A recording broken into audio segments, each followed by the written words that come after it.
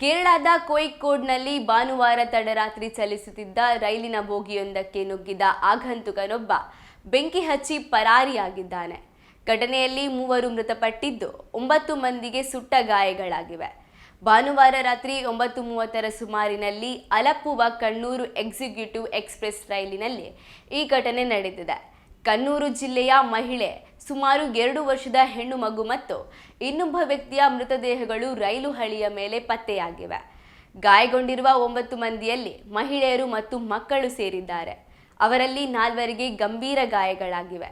ಅಪರಿಚಿತ ವ್ಯಕ್ತಿಯೊಬ್ಬ ಪೆಟ್ರೋಲ್ ತರಹದ ದ್ರವ ತುಂಬಿದ್ದ 2 ಬಾಟಲಿಯೊಂದಿಗೆ D1 ಕೋಚ್ಗೆ ನುಗ್ಗಿ ಪ್ರಯಾಣಿಕರು ಮತ್ತು ರೈಲಿನ ಬೋಗಿಗೆ ಅದನ್ನು ಚೆಲ್ಲಿ ಬೆಂಕಿ ಹಚ್ಚಿದ ಎಂದು ರೈಲಿನಲ್ಲಿದ್ದ ಕೆಲವು ಪ್ರಯಾಣಿಕರು ತಿಳಿಸಿದ್ದಾರೆ. ಬೆಂಕಿ ವ್ಯಾಪಿಸುತ್ತಿದ್ದಂತೆ ಕೆಲ ಪ್ರಯಾಣಿಕರು ರೈಲಿನ ಚೈನ್ ಎಳೆದರು. ರೈಲು ನಿಂತಿದ್ದರಿಂದ ಆರೋಪಿ ಪರಾರಿಯಾದ. ಆತನಿಗೂ ಸುಟ್ಟ ಗಾಯಗಳಾಗಿರುವ ಶಂಕೆ ವ್ಯಕ್ತವಾಗಿದೆ. ಬೆಂಕಿ ಹೊತ್ತಿಕೊಳ್ಳುತ್ತಲೇ ರೈಲಿನಿಂದ ಹಾರಿ 3 ಮೃತಪಟ್ಟಿರುವ ಶಂಕೆ ವ್ಯಕ್ತವಾಗಿದೆ. ಸೋಮವಾರ ಮುಂಜಾನೆ ಹಳಿಗಳ ಮೇಲೆ ಹುಡುಕಾಟ ನಡೆಸಿದಾಗ ಅವರ ಮೃತದೇಹಗಳು ಪತ್ತೆಯಾಗಿವೆ. ಆರೋಪಿ ಪತ್ತೆಗೆ ಪ್ರಯತ್ನ ಮುಂದುವರೆದಿದೆ ಎಂದು ಕೋಯಿಕೋಡ್ ನಗರ ಪೊಲೀಸ್ ಕಮಿಷನರ್ ರಾಜ್ಪಾಲ್ ಮೀನಾ ತಿಳಿಸಿದ್ದಾರೆ.